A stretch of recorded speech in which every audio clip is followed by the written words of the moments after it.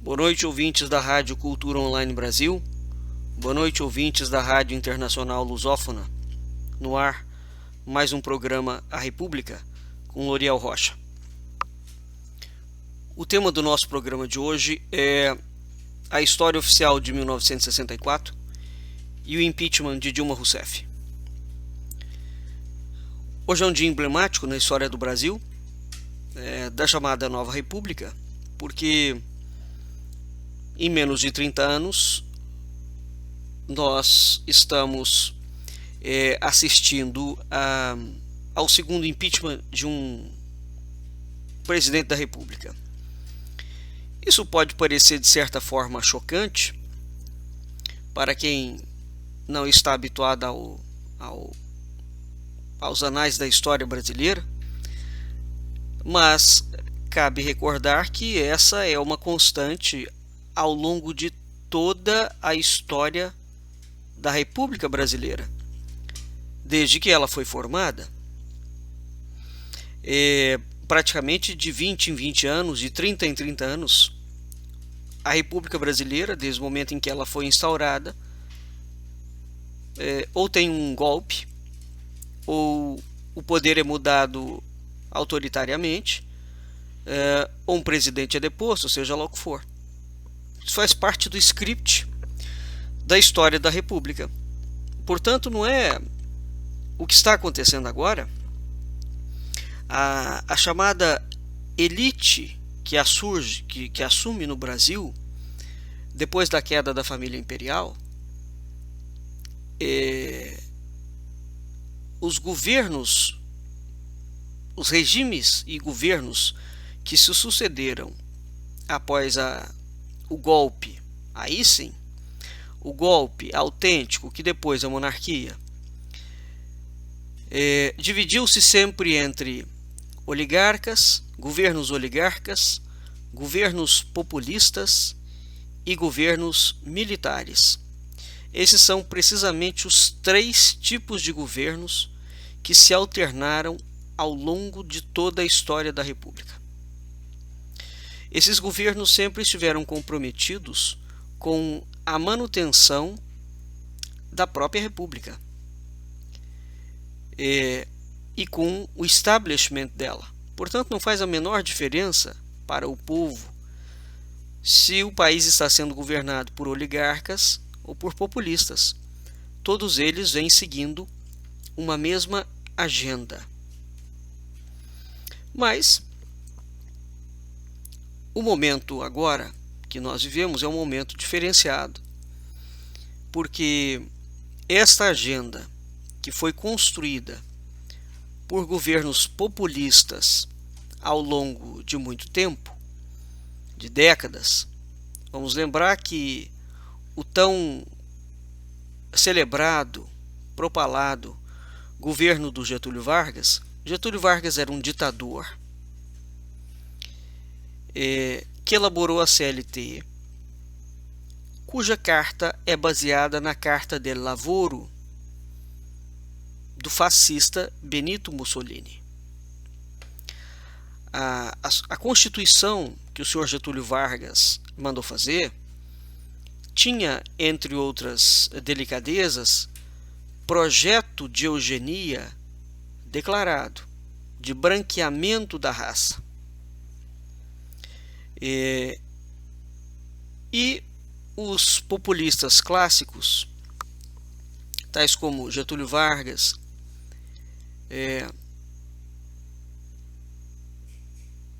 Juscelino Kubitschek, Jango,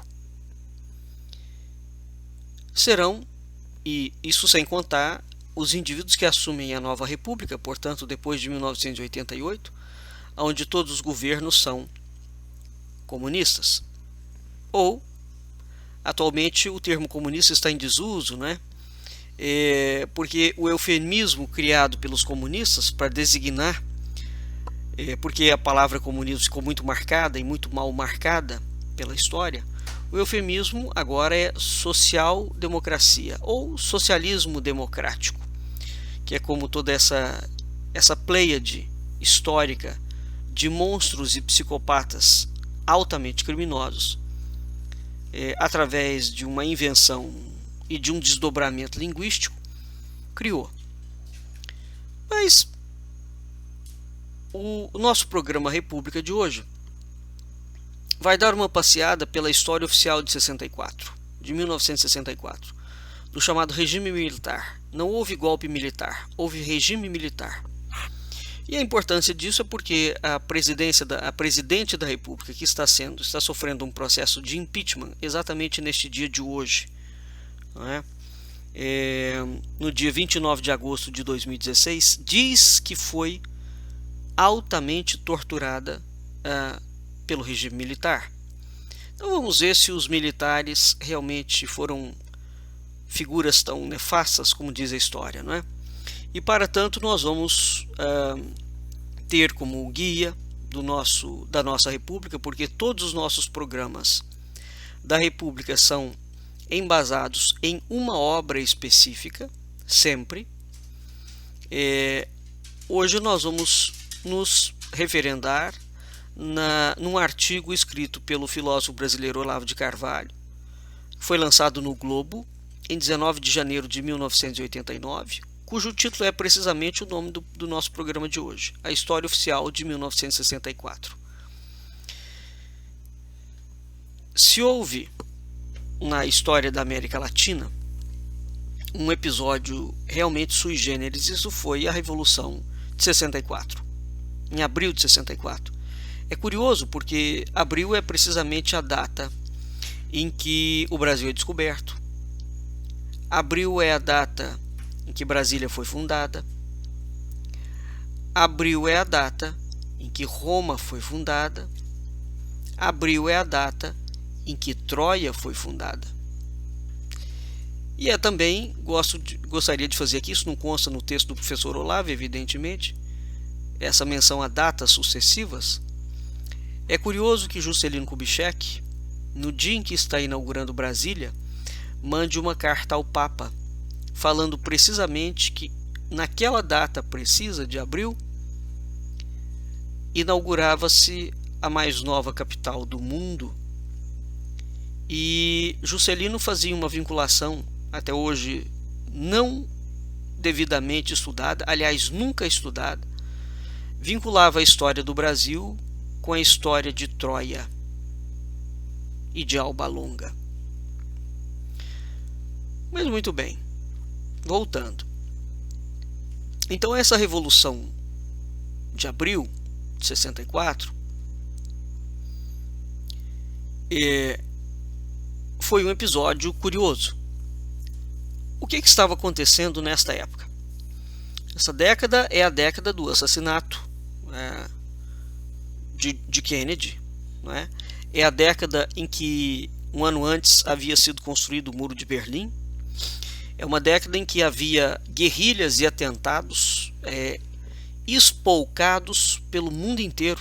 Sequestro, bomba, isso tudo era parte do cotidiano. E de tal forma, no mundo inteiro, isso estava presente, que a ascensão do comunismo parecia algo realmente irresistível. E foi montado e estava em pleno funcionamento o maior esquema revolucionário já montado pelos comunistas, né, no continente americano. E no Brasil esse esquema estava muito bem formatado, porque esta montagem não dá-se em 64. 64 a questão explode, né? Então 64 é o epicentro de um evento que já vinha sendo urdido há muitas décadas, mas são muitas mesmo. E o que ocorre é que o contragolpe militar de 64, tendo em vista que a esquerda já tinha montado o maior esquema revolucionário nesse continente, esse contragolpe desmantela todo esse esquema da noite para o dia. E de que forma? E aqui é que entra um episódio sui generis, sem derramamento de sangue. O fato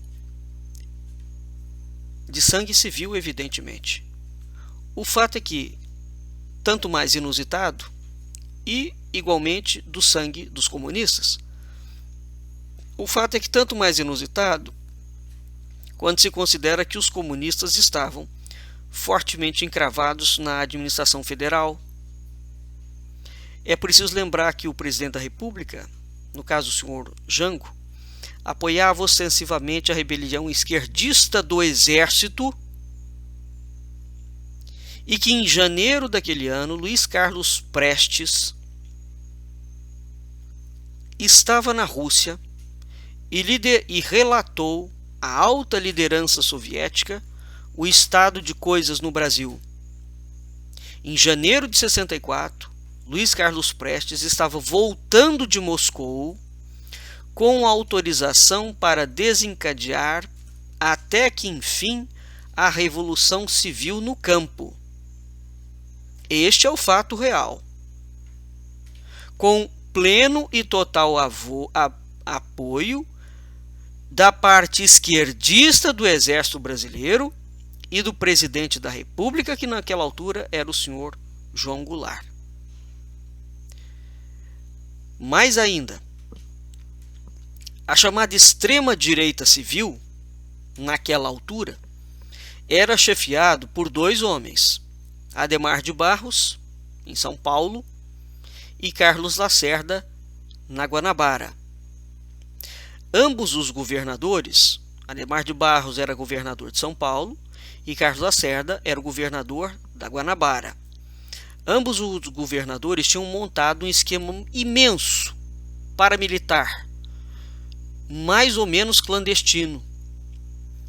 Esse esquema totalizava por volta mais de 30 mil homens armados, com helicópteros, bazucas, metralhadoras, tudo que puder pensar a nível de armamento. E esses 30 mil homens estavam dispostos a se opor à ousadia comunista e a se opor de uma forma violenta. Portanto, o que estava em curso no horizonte? Estava preparado um formidável banho de sangue dentro do Brasil, porque os comunistas iriam atacar, né? Luiz Carlos Prestes voltou com esta iniciativa, e vamos nos lembrar que depois, na década de 80, o senhor Luiz Carlos Prestes, por não conseguir mais ajustar-se aos parâmetros e às novidades do comunismo internacional, é deliberadamente substituído pelo senhor Luiz Inácio Lula da Silva.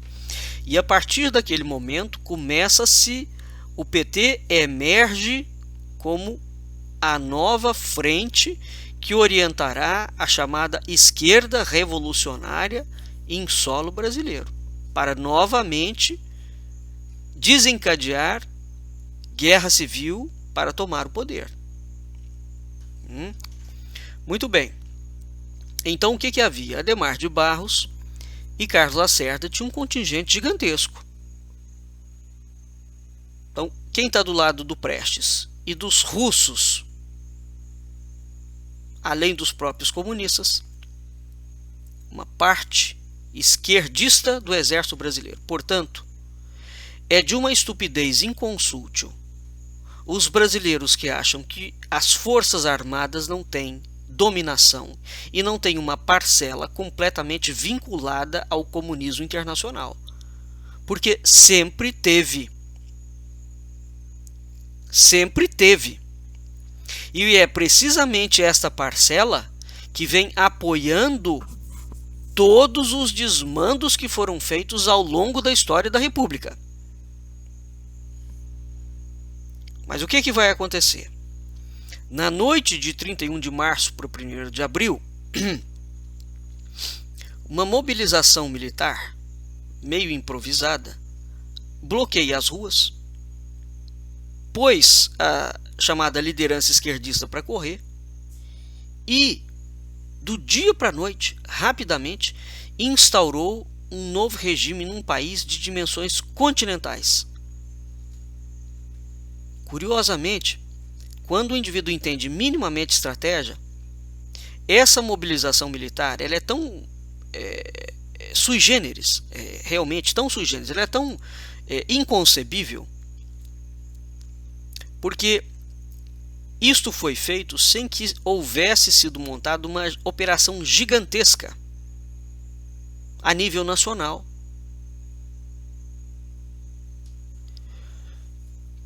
Quais as vítimas que resultaram dessa operação? 2.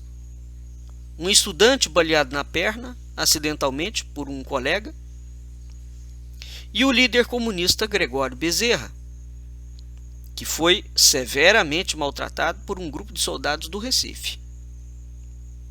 Então, as lideranças esquerdistas, que até a véspera se gabavam do seu respaldo militar, e gabavam mesmo, e o tinham, fugiram em debandada para dentro das embaixadas, enquanto a extrema-direita civil, portanto liderada por Adhemar de Barros e Carlos Lacerda, essa extrema-direita acreditava ter chegado a sua vez de mandar no país. Essa extrema-direita, preste atenção a isso, foi cuidadosamente imobilizada pelo governo militar e acabou por desaparecer do cenário político.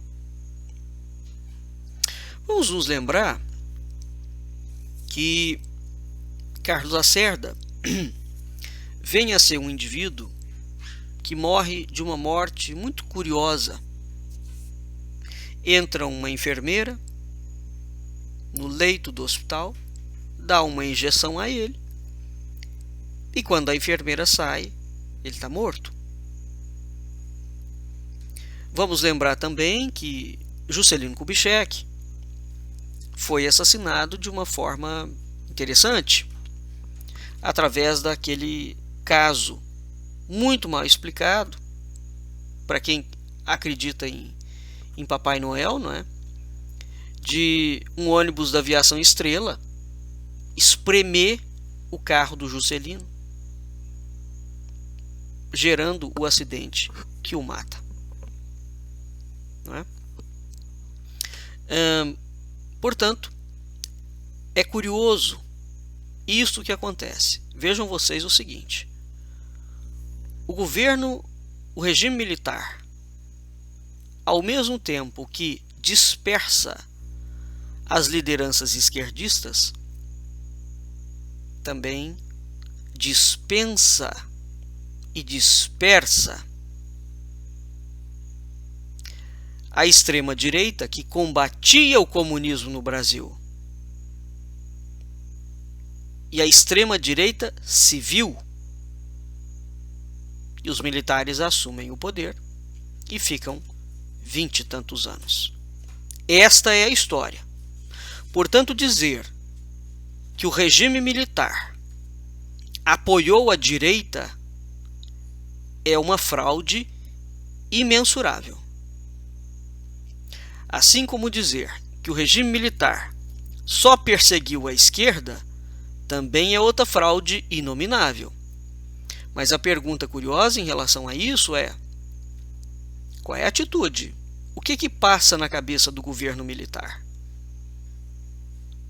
Uma vez que Adhemar de Barros e Carlos Lacerda eram notoriamente anticomunistas.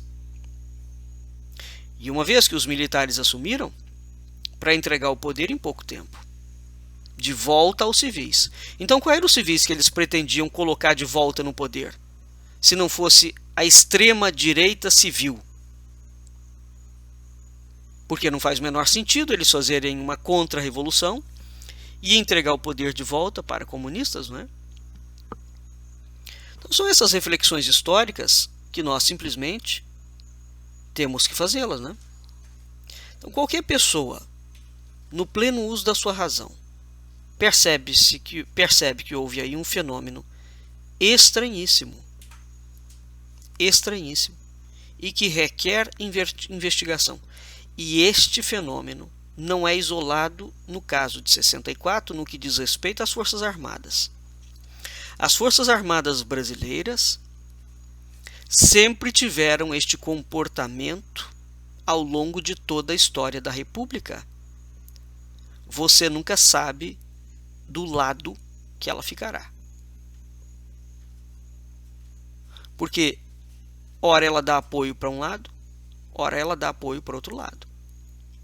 E há uma divisão interna dentro dela. Evidentemente que aqueles que clamam por intervenção militar acharão isso o suprassumo do absurdo. Claro, porque finalmente, quando nós não temos conhecimento histórico real, e quando os nossos olhos estão vedados ao entendimento do processo, uma coisa é o que a gente acha que será, outra coisa é o que foi. O fato é que os dois, tanto a esquerda quanto a direita, foram literalmente colocadas no limbo. No entanto, a bibliografia desse período, ela tem uma natureza predominantemente revanchista, incriminatória, contra os militares. E ela acaba por dissolver a originalidade do episódio numa sopa reducionista, onde tudo se resume a lugar muito comum, tais como usando termos violência, repressão, militares malignos, etc, etc. E caracterizando de uma forma muito mágica uma etapa da história onde não houve sangue e não houve tanta maldade quanto dizem. Aliás, praticamente não houve nenhum sangue, nenhuma maldade. Isso é muito misterioso. Isso realmente é misterioso. Como é que se conseguiu debelar uma revolução orquestrada internacionalmente, do dia para a noite, com 2 tiros só? E a coisa foi tão grave, né, que debelou não foi só os comunistas. A direita civil, portanto conservadora, também foi para as calendas da história. Ora, há esquerdistas mortos? Há. Quem é que morreu? Esquerdista. Porque as Forças Armadas brasileiras nunca atiraram em civis, gente normal, gente que não é comunista. E as Forças Armadas brasileiras também não têm histórico de sair atirando ao bel prazer, como fazem as Forças Armadas de outros países. Não é? Portanto, esses indivíduos que morreram, que chegam na faixa dos 300 e pouco, todos eles morreram em combate, em guerrilha. Então as Forças Armadas não saíram matando pessoas, né? Ao contrário do movimento comunista internacional no mundo inteiro, que mata por você simplesmente ser oposição. Você tem uma ideia oposta, você leva um tiro na cabeça.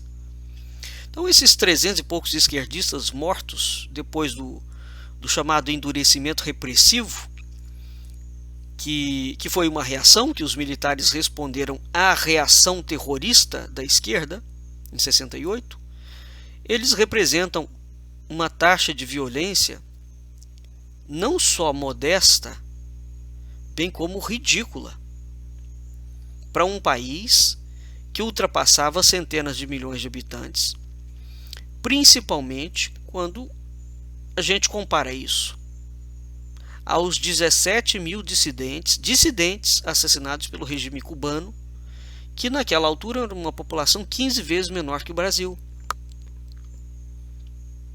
Dissidente cubano, quando eles entraram, de cara eles mataram 15 mil dissidentes. Então, o Brasil não tem esses números absurdos.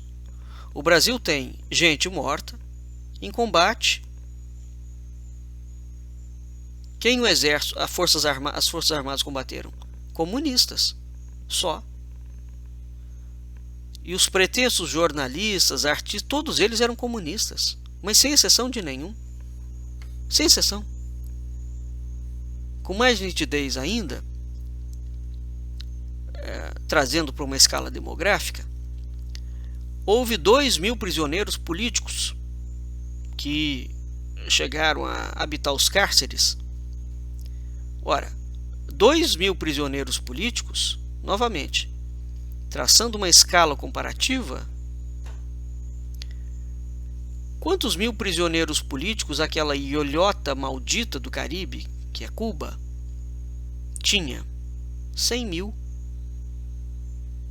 Olha o tamanhozinho de Cuba. Para a gente ter uma ideia do ridículo do processo, 2 mil é pouco? É muito pouco. É muito pouca gente. Dado que o Brasil é um país de dimensões continentais e que havia uma estratégia internacional minuciosamente planejada. Como é que Cuba tem 100 mil prisioneiros? Então, é absolutamente ridículo supor e aventar a possibilidade de que naquela altura a alternativa ao golpe militar fosse a chamada normalidade democrática. Isso é não só absurdo, como ridículo. Então, essa alternativa simplesmente não existia. Portanto, os comunistas estavam destinados a implantar aqui um tipo de regime muito próximo ao de Fidel Castro, com o apoio do governo soviético e da Conferência Tricontinental de Havana, que naquela altura estava muito bem adiantada. Então, a resposta militar brasileira, longe de se caracterizar como pela crueldade repressiva, quando você faz uma comparação com os demais golpes de direita na América Latina, ou com a repressão cubana, ela se destacou pela brandura da sua conduta e pela habilidade de contornar com o mínimo de violência, o mínimo, uma das situações mais explosivas já verificadas na história deste continente. Isto é, não tenham vocês dúvida, uma situação absolutamente singular. Não aconteceu nunca na história da humanidade. Sabe o que é nunca? É nunca.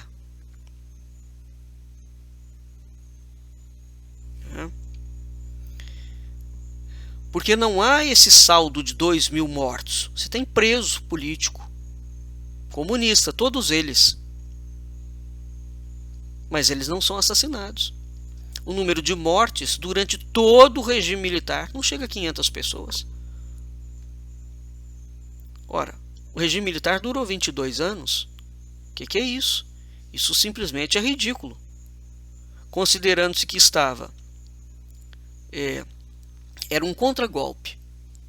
Haja vista que aonde os comunistas se instalam, quando é que essa gente entrou e assaltou o poder sem matar pessoas? Isso nunca existiu, não é?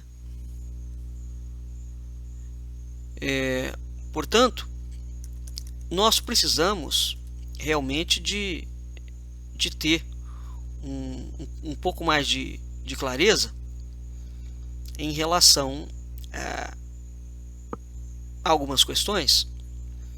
A senhora Dilma Rousseff, que está sendo julgada hoje, fala que foi presa na ditadura e torturada. Bom, as duas mulheres que compartilhavam a mesma cela com Dilma Rousseff, há vídeos delas públicos no YouTube desmentindo a versão dessa referida senhora. Né? E esses psicopatas comunistas resolveram inventar que em 64 eles lutavam pela democracia. Bom, essa palavra naquela altura nem existia, não é? Eles lutavam pela ditadura do proletariado. Também Fernando Gabeira já desmentiu isso, é um dos poucos que admite. Né? Agora, por que a senhora Dilma Rousseff foi presa pelos militares? Vamos aqui pegar alguns antecedentes desta mulher que está sendo julgada hoje. Em 6 de outubro de 68, ela assaltou a Ubanespa na rua Iguatemi. Em 12 de outubro de 68, ela participou do planejamento do assassinato do capitão Charles Chander e assassinou mesmo.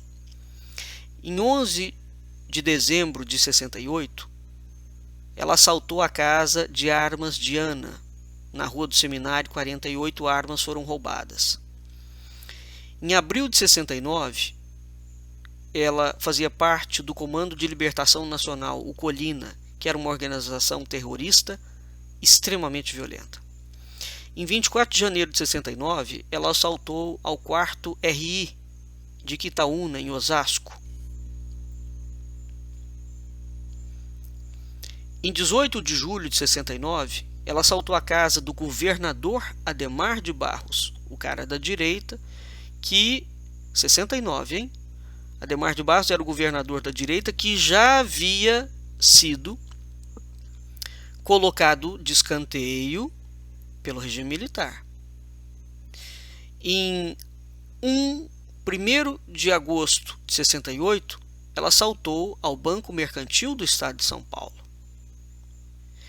Em setembro de 69, não se sabe a data precisa, ela passa a ingressar uma outra organização revolucionária em Teresópolis, a VAR Palmares, que é uma das organizações mais demoníacas que esse país já teve.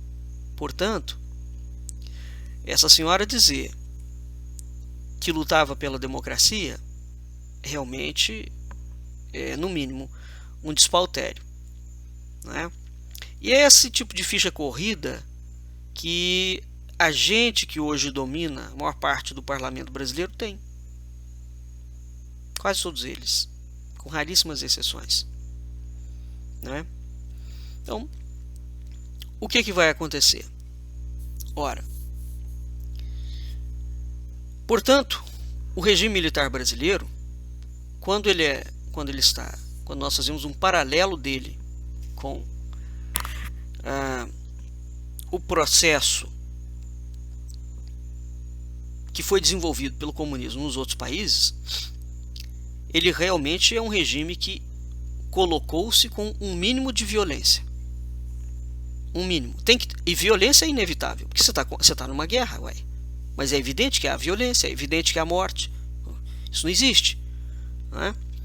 Agora, o mínimo de violência, esse caso é um caso singular. E é singular também essa situação de os militares colocarem no limbo a esquerda e a direita. No entanto, a historiografia oficial brasileira, repetida nauseabundamente pelos livros didáticos, pela TV, pelos jornais, pelos professores, etc., pelos artistas, consagrou uma visão invertida, pervertida, caricatural dos acontecimentos de 64. E isso foi sendo enfatizado até a demência, os feitos singulares de violência, e omitiram sistematicamente os números comparativos que mostram a perfeita inocuidade histórica. Esses números, e é preciso nós nos atermos aos números sem abrandar os números, claro, porque esses números revelam o quê? Uma feiura moral, mas sem sombra de dúvidas, não é? Agora, o que os livros criaram é absolutamente ridículo, porque a feiura moral é da esquerda, não é do exército, não. Porque, repito, o exército combateu forças de guerrilha. O Estado estava em guerra. Então, mas aqui é que entra uma situação muito curiosa. Por uma das coincidências mais irônicas, vem a ser exatamente a própria brandura do governo militar brasileiro, que vai permitir a entronização da mentira esquerdista como história oficial, né? E essa atuação do governo brasileiro, militar brasileiro também, é algo inconcebível. Porque uma vez que a esquerda estava inutilizada para qualquer ação armada, o que ela aconteceu? A esquerda tem dois tipos de movimento. Tem o chamado movimento de guerrilha e tem o chamado movimento cultural, né? Sabe-se que os movimentos de guerrilha são os movimentos que abrem os processos. Portanto, ele não é o movimento original. Tanto é que a esquerda vai mudar de tática. Essa é a razão pela qual substitui o Prestes pelo Lula mais adiante. Você usa o movimento de guerrilha, como o MST, por exemplo, atualmente para alcançar outros objetivos. Não é mais para tomar o poder, não. Naquela época era para tomar o poder. Hoje, já há muitas décadas, a coisa mudou radicalmente, né? Portanto, o que vai acontecer? Uma vez que essa esquerda foi inutilizada na sua tática de guerrilha urbana, ela se refugiou nas universidades, nos jornais, no movimento editorial e implantou aí a sua principal trincheira. Mas veja, em 64, ou a partir de 64, a esquerda tem um outro levante, um outro momento. Porque eu quero fazer aqui uma chamada de atenção. Os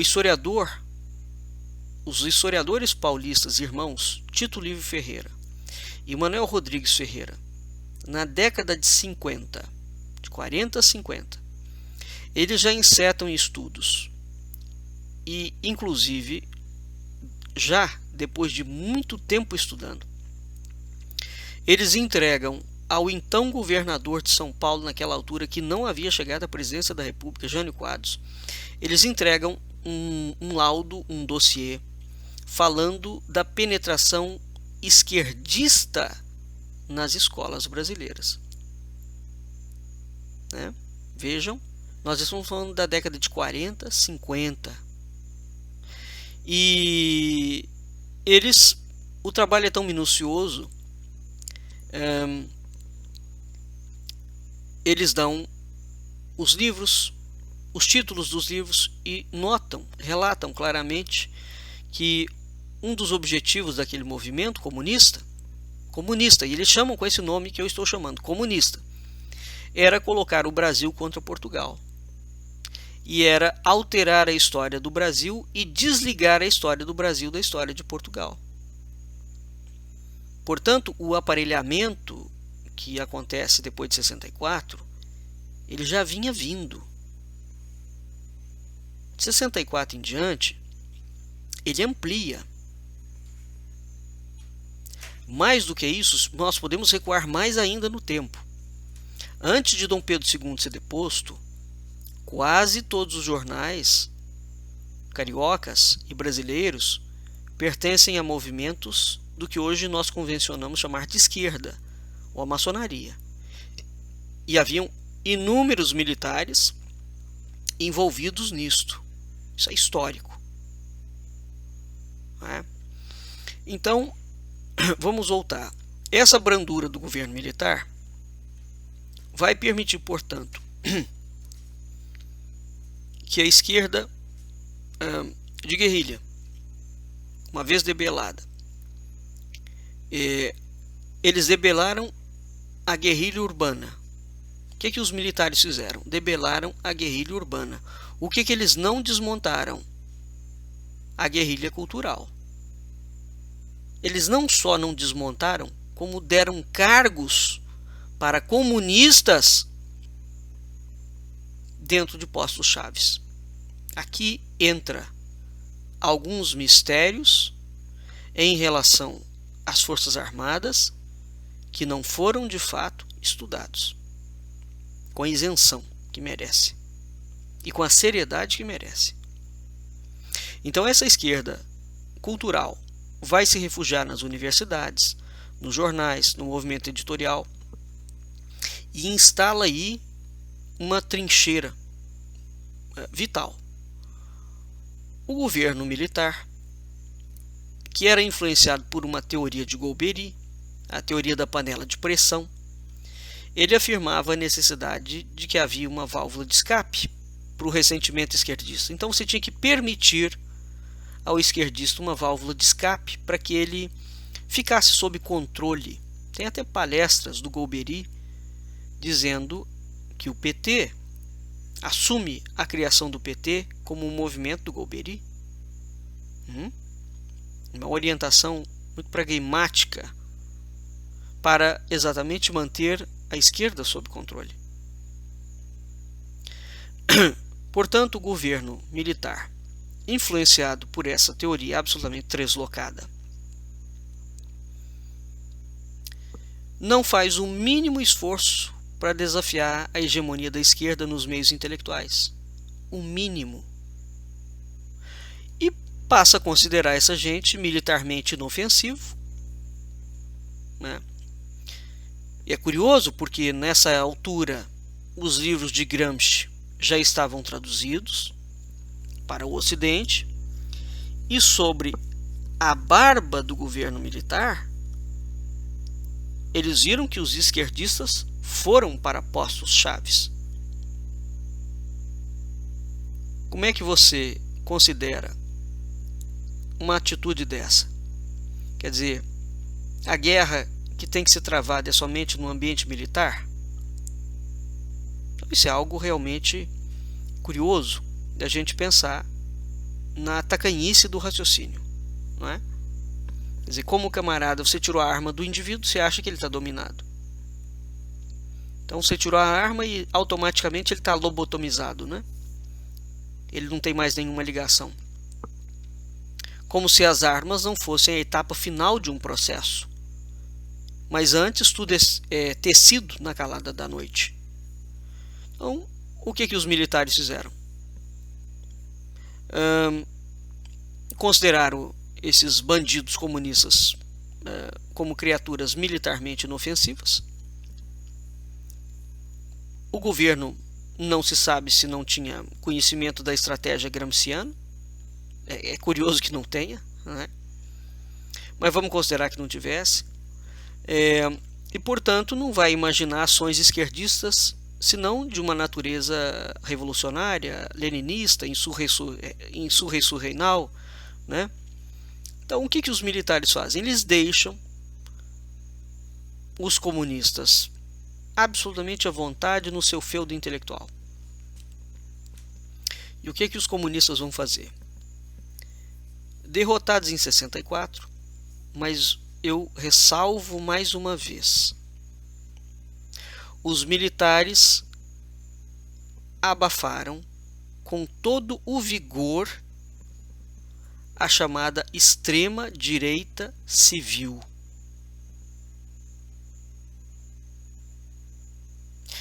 A força que eles aplicaram aos civis não é a mesma que eles vão aplicar, aliás, eles não aplicam nenhuma contra os comunistas infiltrados no feudo intelectual.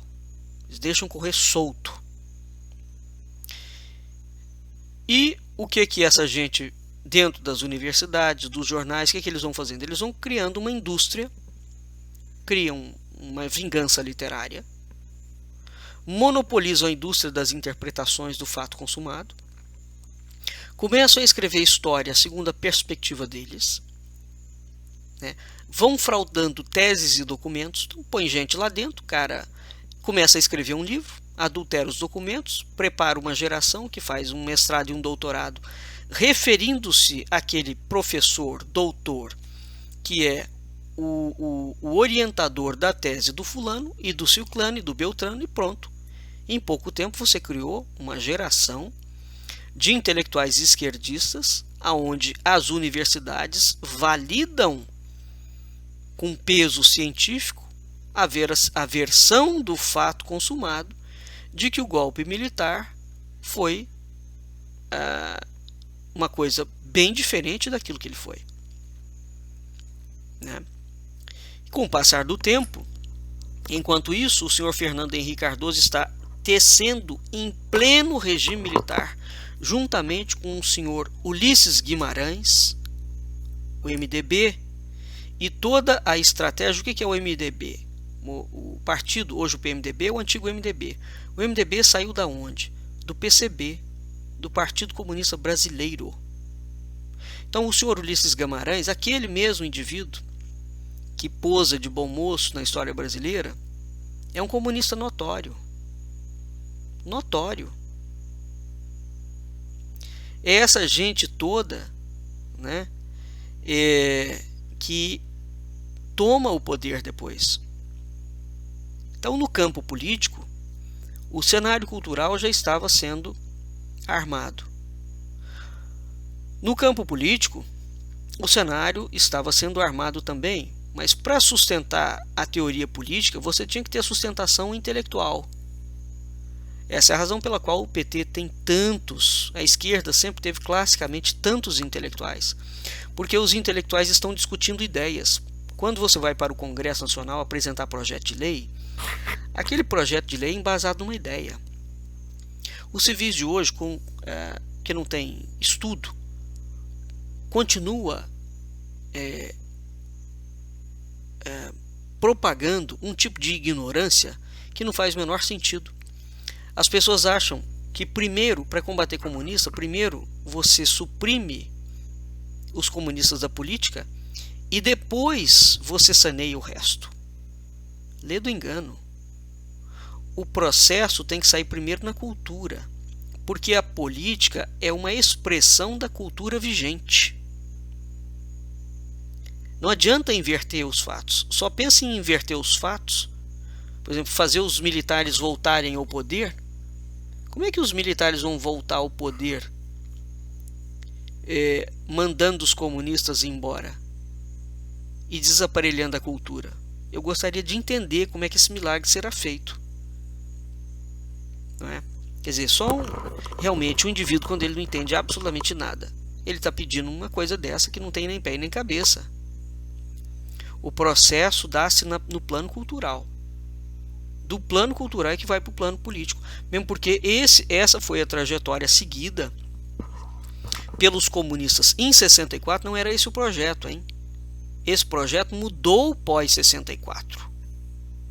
Portanto, as intenções estratégicas de tomada de poder em 64 eram uma. As intenções, durante todo o regime militar, eles foram alterando a estratégia e foram se preparando para essa mudança. E eles conseguiram e fizeram isso plenamente dentro do âmbito cultural. De modo que hoje você tem todo um discurso. Haja visto que não tem um político brasileiro que fala em comunismo. Mesmo o Partido Comunista Brasileiro, vamos lembrar que a senadora do Amazonas, Vanessa Graziottini, outro dia ficou absolutamente furibunda, porque não sei em que local, no aeroporto, chamaram ela de comunista. Ué, mas ela não é do Partido Comunista Brasileiro? Se a pessoa é do Partido Comunista Brasileiro e não é comunista, ela é o quê? De direita? Conservadora? Cristã? É por essas e outras loucuras que o Brasil tornou-se um país de esquizofrênicos, né? Então, a mentira que foi construída é de tal forma grave que a mutação dessa mentalidade revolucionária no Brasil vai levar décadas. Décadas mesmo. Se as pessoas estão achando que a solução vai vir de uma forma rápida, autocrática, de cima para baixo, os militares entram, ponto, puf, final. Ou então o imperador volta e puf, final. Né? A iluminação geral do Brasil. Então, se as pessoas estão esperando isso, realmente é bom que elas esperem bastante sentadas, tomando bastante suco, bastante refresco, porque isso é um delírio tremendo. Né? O que vai acontecer, portanto, com os comunistas? Eles criam dentro do seu feudo intelectual um monopólio da indústria intelectual, dos fatos consumados. E o que eles vão fazendo? Eles vão minando a ditadura por dentro. São eles que vão minando, dizendo que os militares são malignos, malévolos, que os militares mataram milhões de pessoas, que os militares eram pervertidos, tarados, corruptos e vai por aí afora. Veja que quando o Figueiredo entrega o país, e aqui tem um outro mistério, o Figueiredo entrega. Não houve revolução, não houve nada. A passagem de governo foi civilizada. Não houve derramamento de sangue de novo. Quando Figueiredo entrega, os militares naquela altura estavam mais sujos do que pau de galinheiro, na boca da esquerda, né? dos jornalistas e de tudo. E de tal forma, os militares estavam cansados, expostos muito tempo. Militar não é feito para governar, não é o métier deles.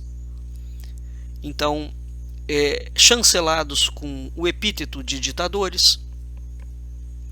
A esquerda já estava absolutamente intoxicada de Antônio Gramsci. O senhor Fernando Henrique Cardoso fez um belíssimo trabalho juntamente com Ulisses Guimarães, Mário Covas e toda essa caterva. Eles já tinham construído e tomado a consciência das vantagens políticas da hegemonia cultural. E apegou-se com uma redobrada sanha ao monopólio do passado histórico. Então, os esquerdistas vão construir uma literatura sobre o regime militar, sobre aquele período, sobre todo o período, que vai se tornar, que vai assumindo um tom cada vez mais agressivo. E esse cenário só tende a piorar muito. Por quê? Porque os personagens que estavam vivos naquela época vão morrendo. Então aquelas gerações, mesmo o indivíduo que viveu, o fato naquele momento, igual nós estamos vivendo agora, o partido mais corrupto do Brasil. Mas a corrupção do PT não é meramente roubo, é para criação de um projeto de hegemonia global ligado aos russos. Então daqui a 30, 40 anos, o que essa geração falará de hoje, que elas estão vivendo? Bom, dependendo do grau de conhecimento do camarada, ele vai ter uma visão X ou Y do fato. E isso aconteceu. Quando o tempo passa, aquelas polêmicas, que quando você pensa e que a hegemonia cultural é prevalecente nas universidades, e que a universidade que tem vigor, que tem estatuto de verdade, fala para você que os militares eram malévolos, malignos e que não tinha comunista no Brasil, e que tudo foi uma perseguição a indivíduos que eram absolutamente santos e sem motivação, igual essa senhora Dilma Rousseff, que fala que era uma mulher muito ilibada e que lutava pela democracia. Quer dizer, a pessoa fala isso diante de um congresso inteiro e ninguém se levanta para contradizer a fala dessa senhora, no julgamento, e mostrar uma ficha histórica dela corrida, e que ela trabalhou sim, mas para colocar a ditadura de Cuba dentro do Brasil. Então, ou ela acha que isso é democracia. Na perspectiva deles, eles usam tanta palavra que a palavra de fato deve ser sob a perspectiva deles. O irônico é que esse ódio hoje contra os militares não está atenuado. A esquerda amplia cada dia mais o ódio contra os militares e contra a direita. Agora é interessante, a esquerda mundial mudou, o comunismo mudou. Daquele plano estratégico do Golbery, o Golbery era um homem muito inteligente. E o que ele desejava? Ele desejava uma esquerda social-democrática parlamentar. Algo que só foi acontecer depois com a queda do Muro de Berlim.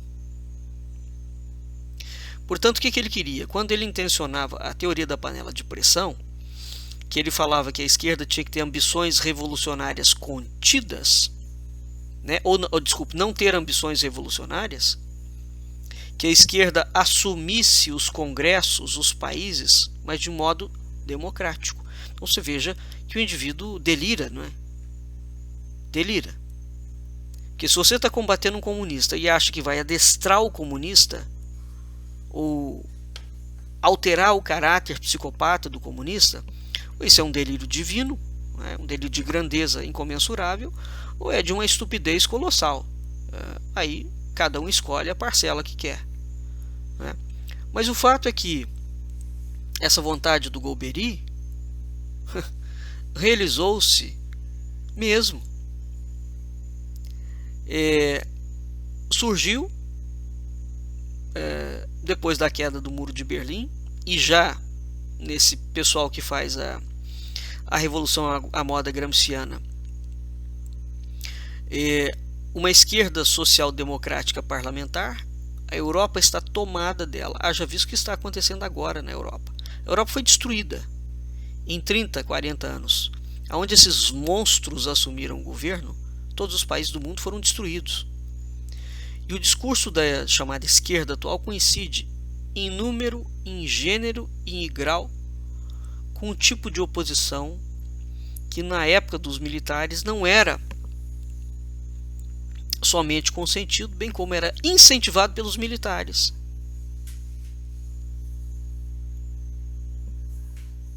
Repito, o que os militares queriam? Eles viam na militância social democrática comunista uma alternativa saudável para a violência revolucionária. Isso é o que passava na cabeça dos militares brasileiros. E é pouco provável que isto tenha mudado. Portanto, quando vêm os chefes das Forças Armadas e defendem comunistas, como fez o Vilas Boas claramente, dizendo-se amigo de um comunista e que ele falava em nome das Forças Armadas, do Exército, aliás, e que não havia diferença ideológica entre Aldo Rebelo e o Exército Brasileiro. Bom, a gente nunca viu um general cubano falando que não tinha nenhuma diferença entre a ideologia cubana e um cristão. Eu nunca vi um general americano falando algo semelhante. Mas no Brasil, o Brasil é um país que desenvolveu uma esquizofrenia tão grande, tão patológica, que as pessoas ouvem esse tipo de coisa e acham que é normal, não é? Portanto, uma das razões pelas quais os militares não vão combater o aparelhamento cultural é por conta da teoria da panela de pressão. Durante toda a história da esquerda mundial, os comunistas votaram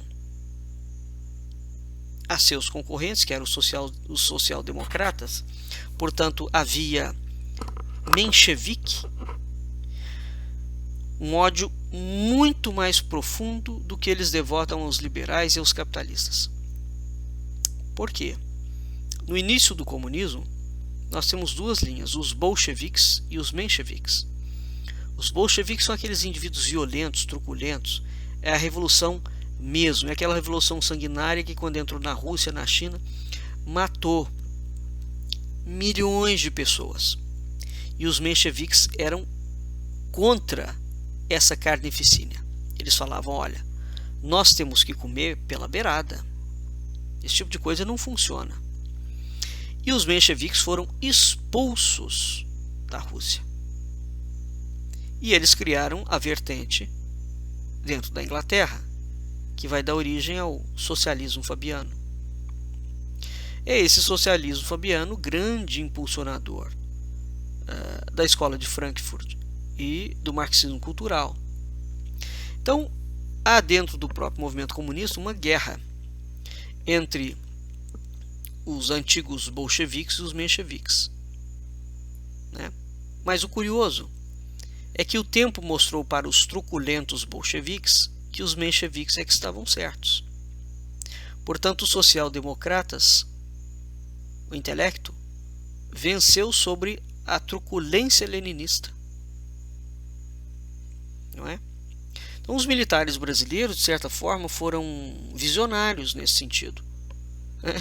Eles entenderam, não se sabe se consciente ou inconscientemente, que aquele era o caminho. Mas veja, qual é a diferença que faz para o povo se você tem um regime que está matando você, ou se você tem um outro regime que te mata aos poucos e te escraviza de igual forma? Qual é o benefício? Então, realmente, essa gente, sinceramente, é uma gente deslocada, sejam eles quais forem. Quer dizer, ambos os projetos falam de escravização da humanidade. Um de uma forma explícita e outro de uma forma lenta e gradual. O marxismo cultural ele é muito mais nocivo, perverso, do que o movimento leninista, por inúmeras razões que não nos cabe aqui analisar agora. Não. Os militares brasileiros simplesmente apressaram a vitória do marxismo cultural. Não é? Vejam vocês que até hoje as Forças Armadas são incapazes de uma reação teórica contra a mentira que a esquerda conta. Como, por exemplo, eles assassinaram milhares de pessoas. Não assassinaram. Então, para completar, muita gente na esquerda já admitiu o caráter maligno e terrorista da chamada guerra de guerrilha, né? Mas essa gente também admite a contribuição extremamente positiva, a boca calada, claro, do regime militar à consolidação de uma economia voltada predominantemente para o mercado interno, que isso é uma condição básica da soberania nacional. Quando se fala que os militares estatizaram muito. Então, os próprios militares e os regimes comunistas agradecem, consolidaram o fechamento da economia brasileira para o mercado interno. Isso sempre foi o suprassumo do objetivo do projeto comunista. É por isso que eles falam tanto em nacionalismo. É por isso que eles valorizam tanto a Petrobras. Você fala, mas o que? Eles gostam do petróleo? Não. Porque eles vão controlar de tal forma a economia interna. Esse é o cerne do socialismo e do marxismo. É curioso. Novamente, os militares perseguem a guerra de guerrilha, mas eles executam ipsis literis o projeto comunista hegemônico, totalitário do movimento comunista internacional, no plano econômico e no plano cultural. E no plano político não fazem absolutamente nada. Muito pelo contrário, dão anistia e volta toda aquela escumalha que vai posteriormente fazer a Constituição de 88. Isso é uma face da história que hoje os historiadores não querem saber, e tampouco os indivíduos que estão dentro de movimentos civis de um lado ou de outro. Ora,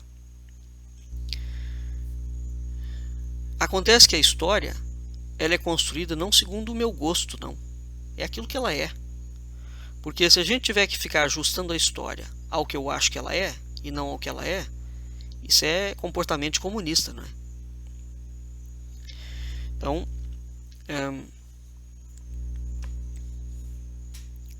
ora, uma outra questão que nos cabe considerar é o seguinte: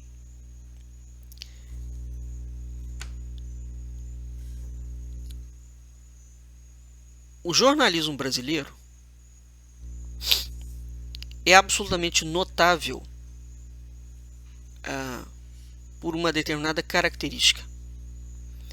Ele é um jornalismo que pratica desinformação sistemática, né? Vamos entender o que é isso. Quando você vai adquirir informação, aquela informação tem que ser consciente ou inconsciente, né? O Brasil mente tanto sobre a sua própria história. Aliás, ele começou a mentir isso. Não foi com os comunistas, não. Foi já com Dom Pedro I José Bonifácio de Andrade Silva, quando eles já mentem que o Brasil foi colônia de Portugal. Na primeira carta que Dom Pedro I manda para o seu pai, Dom João VI, depois que Dom João VI volta a Portugal.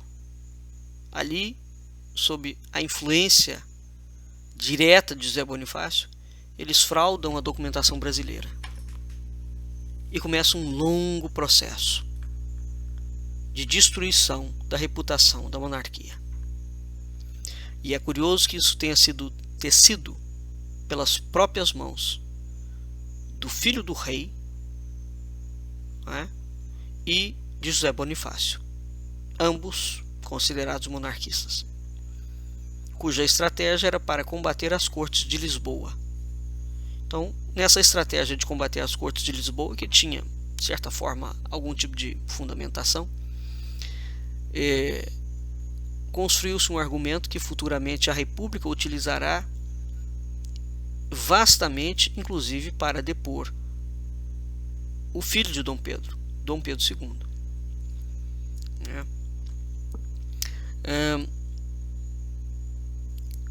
Hoje em dia,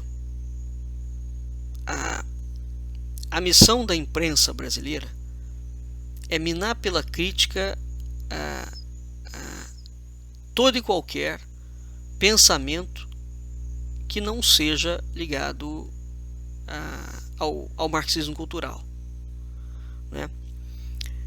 Então, o jornalismo brasileiro, ele pratica desinformação sistemática. O que é o termo desinformação? O termo desinformação surgiu pela primeira vez em língua russa. Desinformácia. Esse é um termo técnico que foi concebido pelo Cominter, que é o comando do Movimento Comunista Internacional. E a desinformácia designava o uso sistemático de informações falsas como instrumento de desestabilização de regime político. O objetivo central da desinformação é produzir um completo descrédito das instituições, induzindo a opinião pública a transferir aos agentes da desinformação a confiança que você normalmente depositaria no Estado, nas leis e nos costumes tradicionais.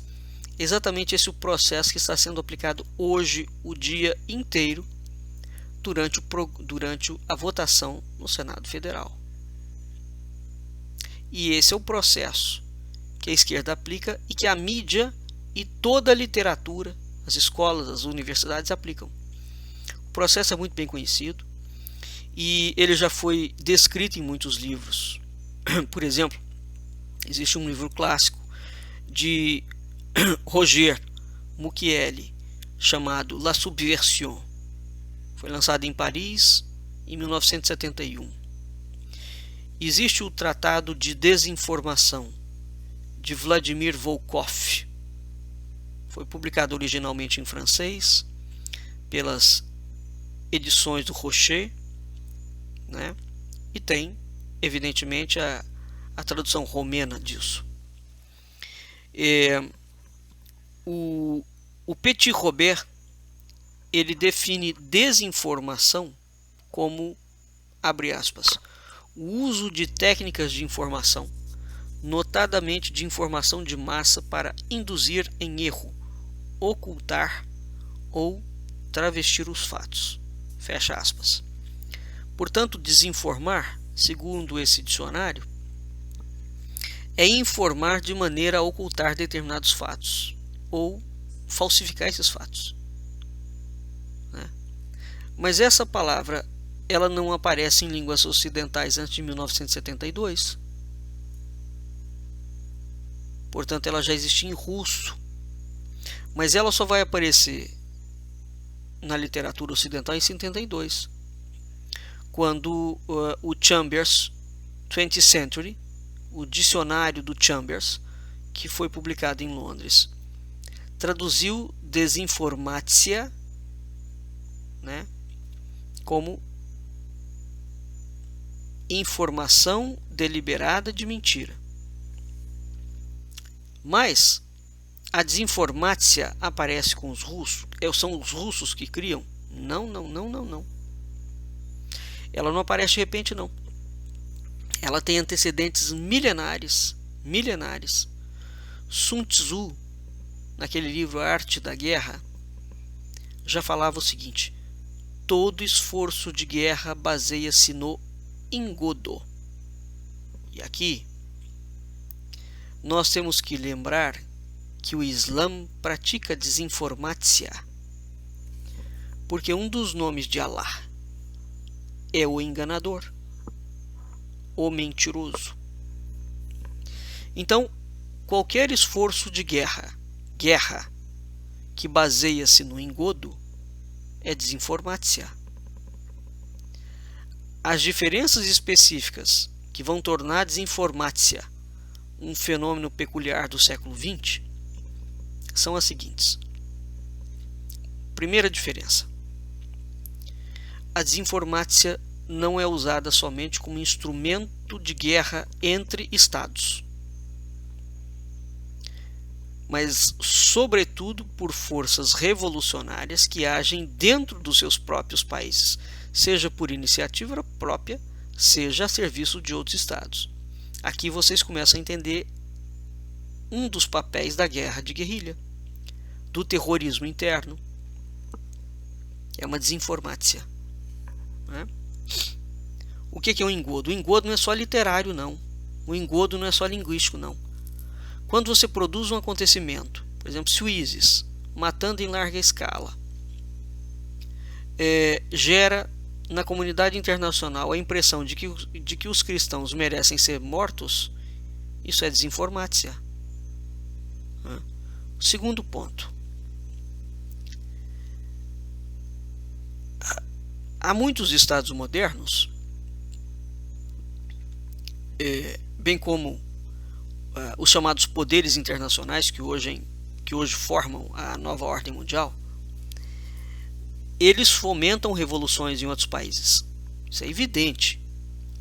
Então isso se tornou um modus operandi normal e predominante, mesmo em tempos de paz, né? De modo que quando os políticos brasileiros negam que o Brasil sofra influência internacional desse modus operandi de formar revoluções em outros países, isso realmente mostra que a classe política não é ignorante, não. Eles sabem tão bem a verdade que eles atuam com desinformácia, né?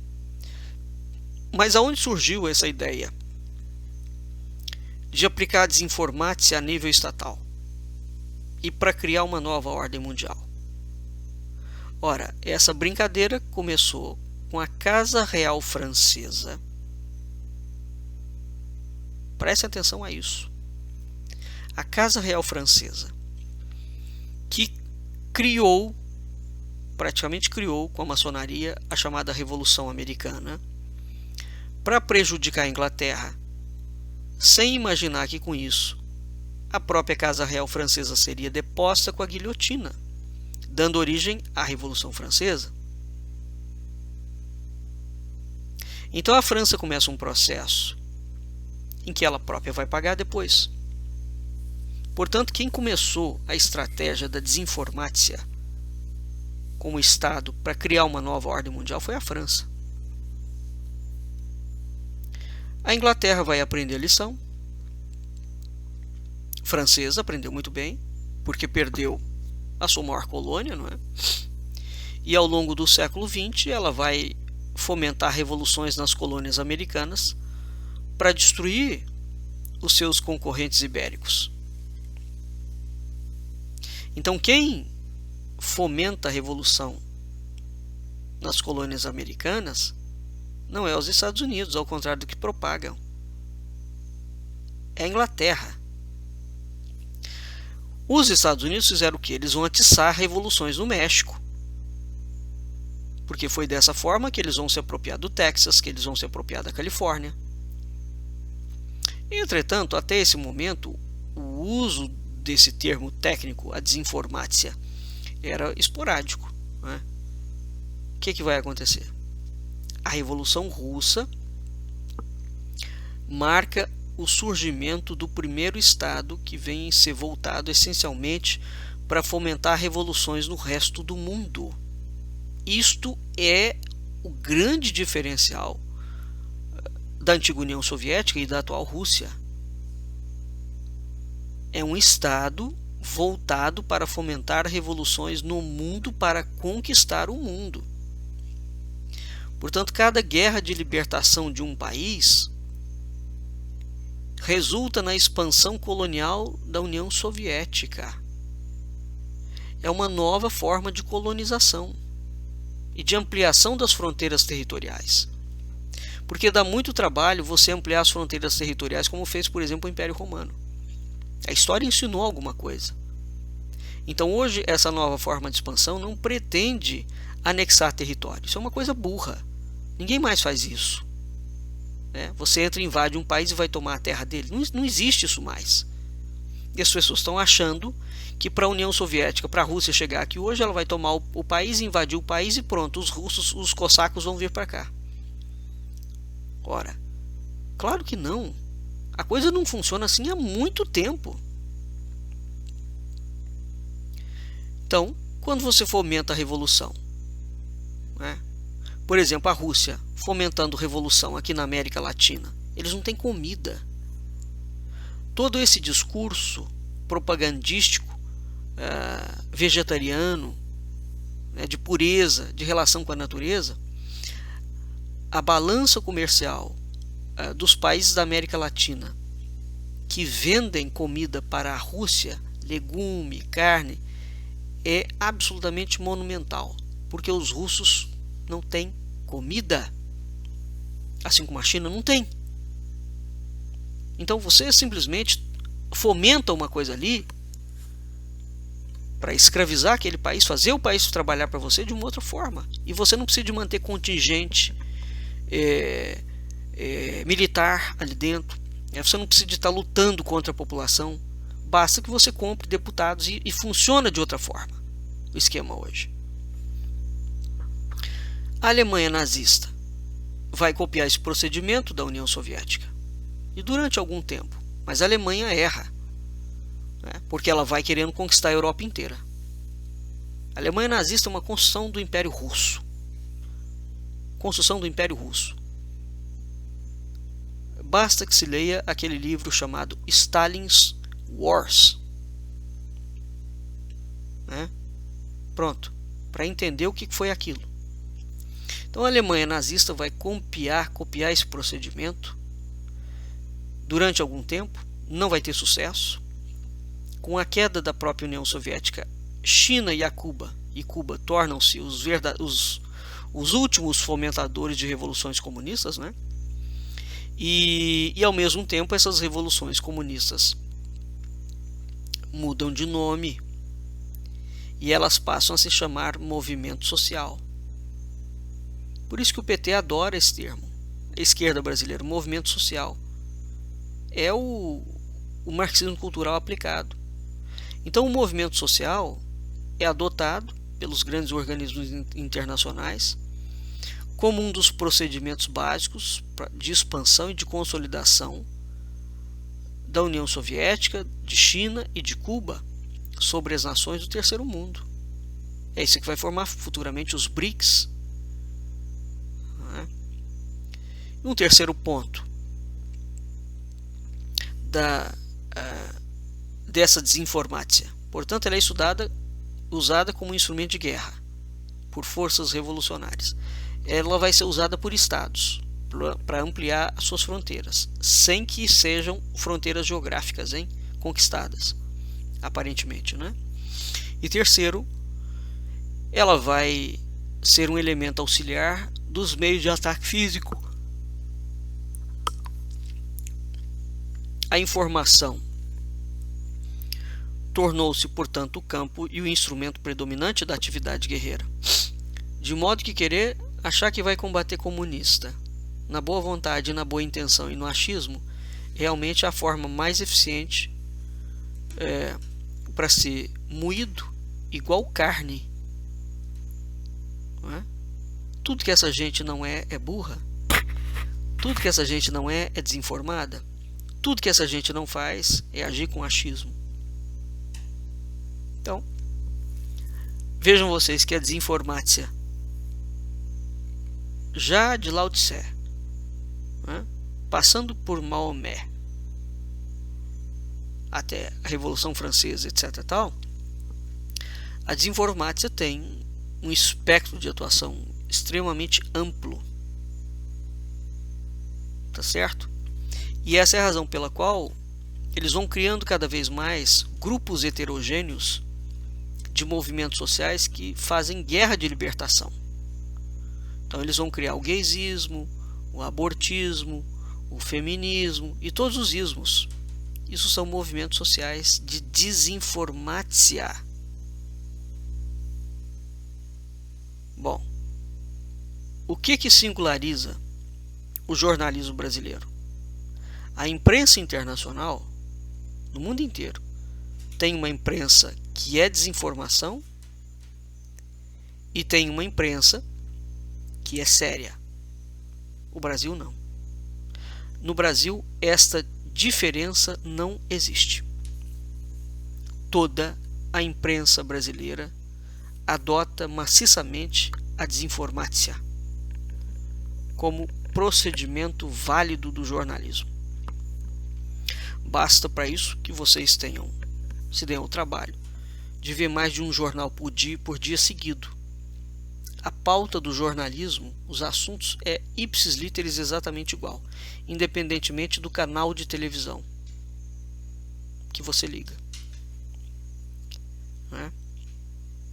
Então isso significa que tem uma elite dirigente com plena consciência que está criando a pauta que vai bater em todos os jornais. Isso é uma operação de guerra, porque essa pauta que vai bater não é para informar o público, é para manipular o público, para utilizá-lo numa operação de guerra. Você fala assim, na maioria dos profissionais de redação terão ideia disso? Talvez não. Mas quem é que garante que não tem?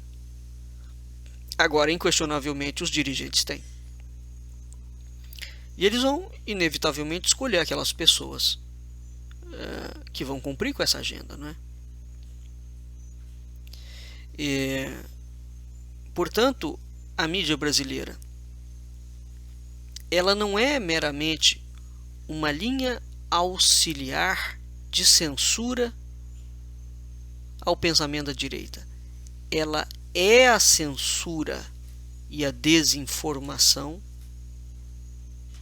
né, produzindo uma guerra de manipulação de público. Isto é operação de guerra mesmo, não é força de expressão. Isto é uma operação de guerra. Então a guerra do século XXI e do século XX, já de um determinado momento do século XX, ela é uma guerra que vem sendo traçada de uma forma muito diferente. E as pessoas estão perdendo tempo achando que essa guerra vai ser com tiro, com canhão. Não. Isso mudou. E cada vez mais há uma sofisticação. E cada vez mais a ideia do conhecimento é fundamental, né, em relação a isso. Portanto, o que nós temos? O que está acontecendo hoje no país? Nós temos um sistema, voltando aqui à questão do julgamento que está acontecendo no dia de hoje.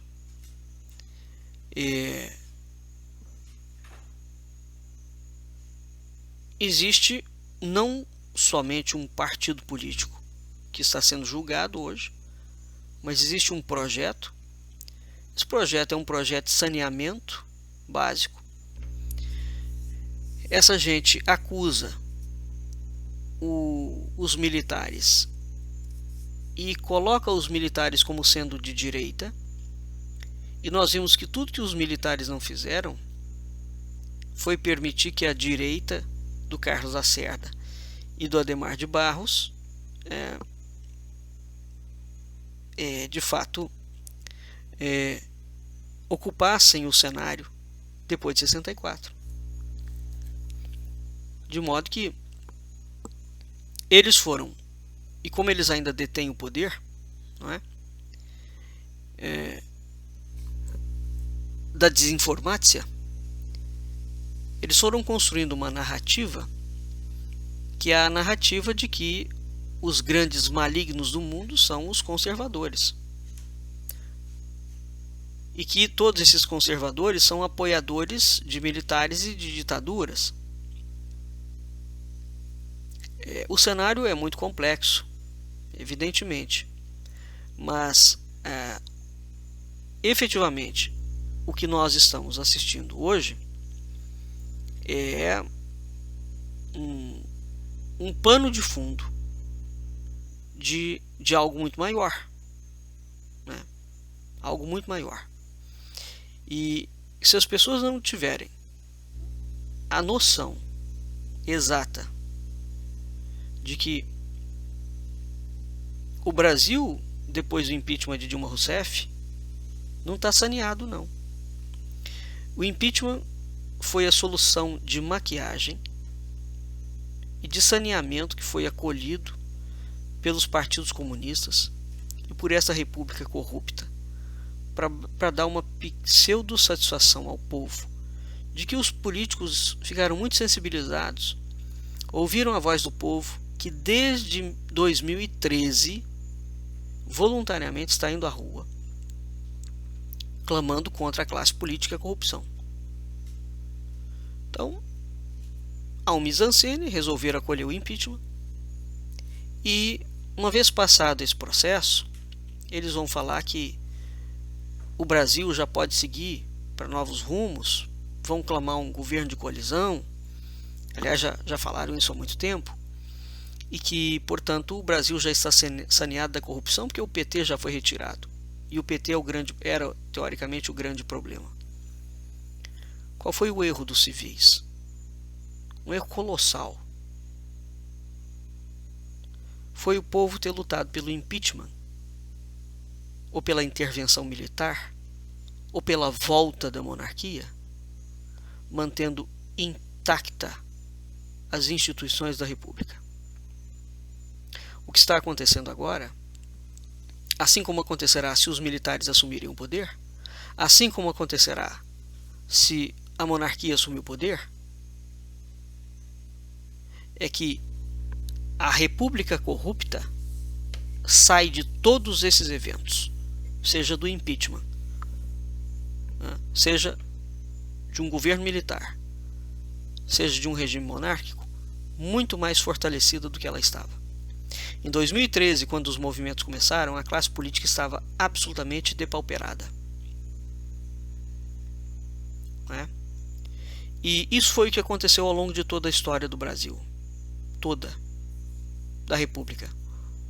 O poder vence o povo. Porque eles têm a máquina na mão. As pessoas não se informam. Tem uma sequência de achismos. Eu acho isso, eu acho. Não, não se trata de achar. Você não pode achar que o preto é vermelho. Porque o preto é preto e o vermelho é vermelho. Você não pode achar que uma banana é uma maçã. Uma banana é uma banana, uma maçã é uma maçã. E é indiferente se você gosta de banana ou de maçã. As coisas têm que ser tratadas como elas são. Realmente como elas são. Então, o que o povo pode esperar depois do impeachment de Dilma Rousseff? O pior cenário possível. O pior cenário possível. Depois do impeachment de Dilma Rousseff, o Brasil vai ter que começar uma segunda etapa.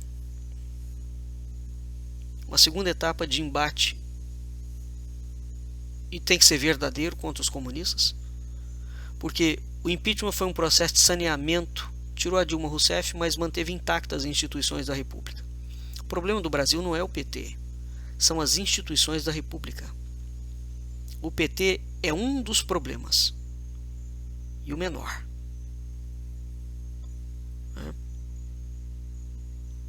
Então, não há como combater o comunismo acreditando que as instituições estão funcionando.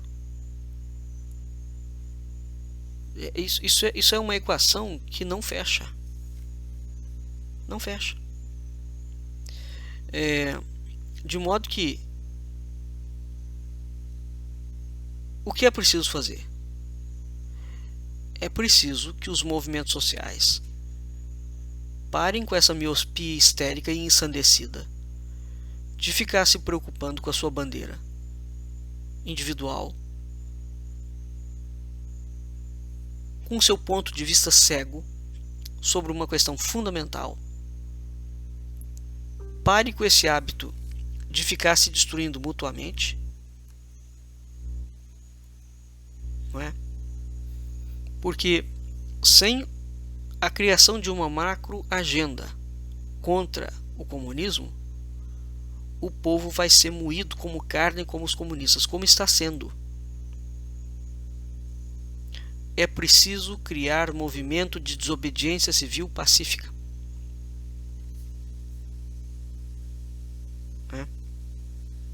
Não há a menor possibilidade de nós pensarmos em alguma coisa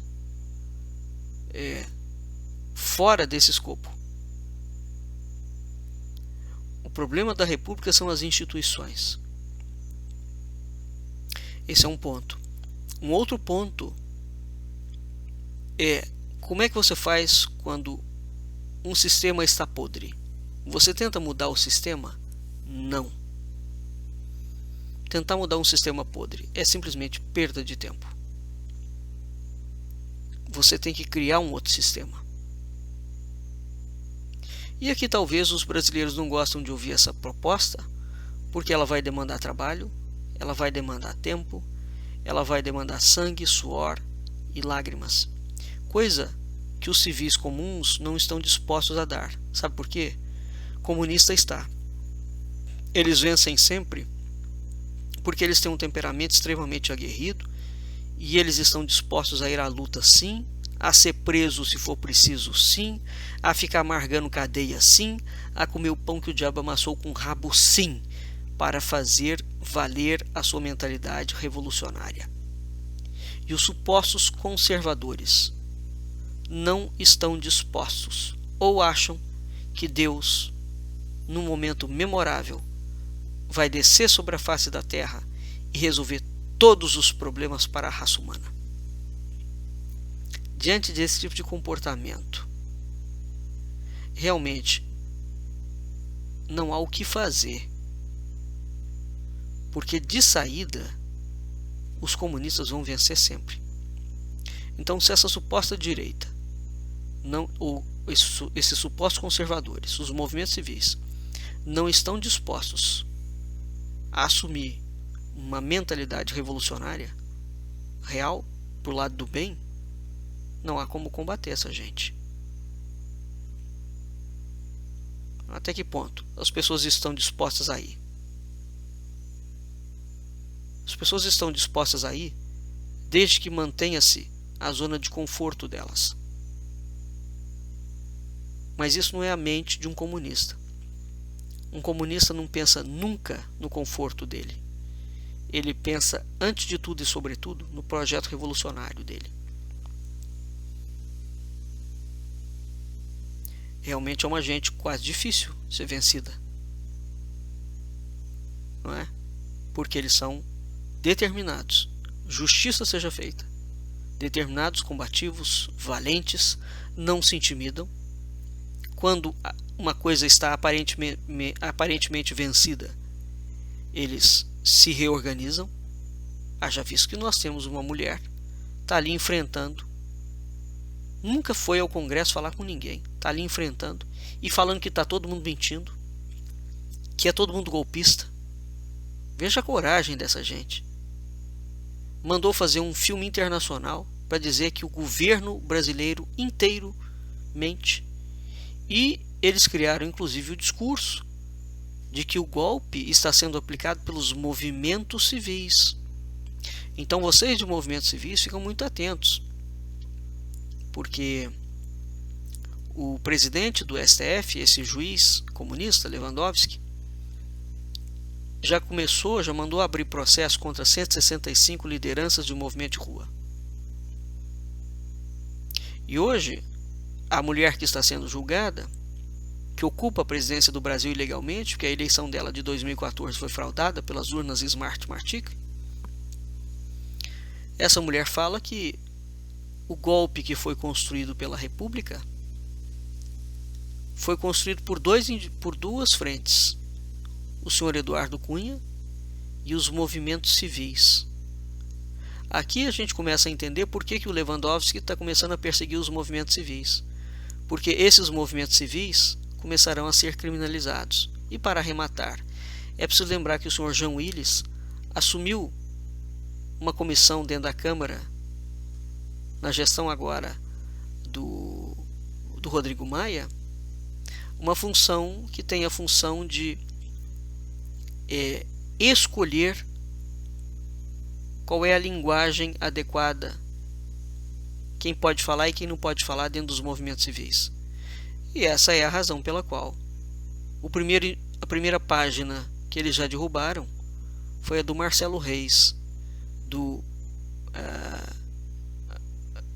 MBL. Do MBL não, do Vem Pra Rua, se não me engano.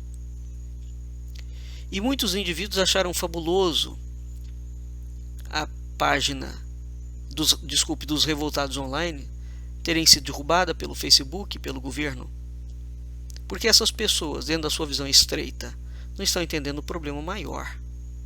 O problema maior é que isso está sendo feito sob orientação do Sr. Jean Willis, que, como autoridade do Congresso Nacional, vai começar a perseguir todo mundo mesmo. Tá bem? Então, é muito prudente que as pessoas parem de ser infantis e comecem de fato a estudar seriamente o cenário.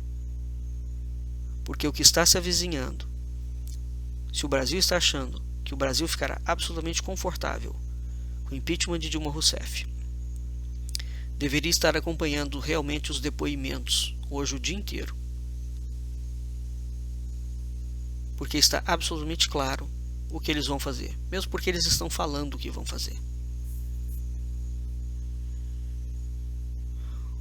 O povo pode contra isso? Mas é evidente que pode. Sempre pôde. Sempre pôde. Historicamente, sempre houve a vitória às chamadas minorias abraâmicas, não? Por mais poderoso que seja o poder, quando ele começa a achar que é muito poderoso, ele começa a cometer muitos erros, né? E por mais poderoso que seja o poder, como já dizia Gene Sharp, quando o povo não reconhece a autoridade do poder, o poder começa a ruir. Então, a técnica da desobediência civil pacífica é essa. Quando é que você vai derrubar a República? Quando você passar a entender que a República não tem poder nenhum. E você não pode conferir ao poder da República, seja ele qual for, credibilidade. O poder está no povo. O poder é do povo. E o poder deve ficar com o povo. Pode ter aliado estratégico, como por exemplo os militares, algum congressista, a monarquia, etc. tal. Mas o poder é do povo. Para que não aconteça o que aconteceu com 64. Os militares entram e calam a boca tanto da esquerda revolucionária quanto da direita, que lutava contra sempre o comunismo.